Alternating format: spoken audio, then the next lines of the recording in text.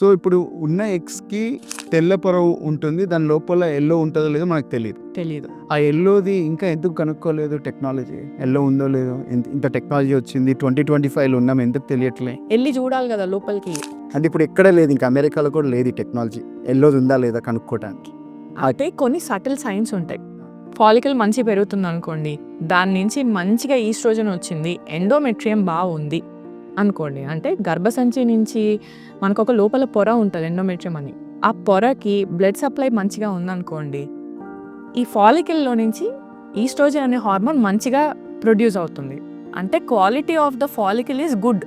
అదొక rough estimate అంతే తప్ప లోపల ఎల్లో ఉందా దాని క్వాలిటీ. ఎల్లో అంటే సింపుల్ ఎగ్జాంపుల్, ఈ ఓవంని నేను ఈజీగా చెప్పడానికి ఎల్లో అంటున్నాను తప్పించి ఆ లోపల ఊసైట్ అనేది ఉందా లేదా అని మనం చెప్పలేము అసలు, ఎందుకంటే స్కానింగ్లో మనకు కనిపించదు.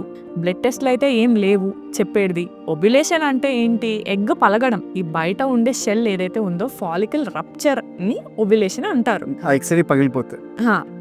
సో ఆ లోపల ఒకసారి పలిగిన తర్వాత ఈ ఎగ్ బయటకు ఎస్కేప్ కావాలి, ఊసైట్ అనేది.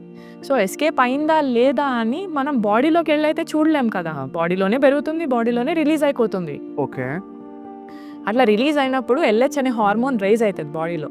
సో ఎల్హెచ్ హార్మోన్ పెరుగుతుంది అంటే ఓవ్యులేషన్ అయిందని అర్థం. కానీ బయట లేయర్ పలిగింది, కానీ ఎల్లో బయటకు వచ్చిందా లేదా నోబడీ కెన్ సే, అన్లెస్ అని అంటే పికప్ చేస్తే తప్ప మనము ఎగ్ అని చూడలేం.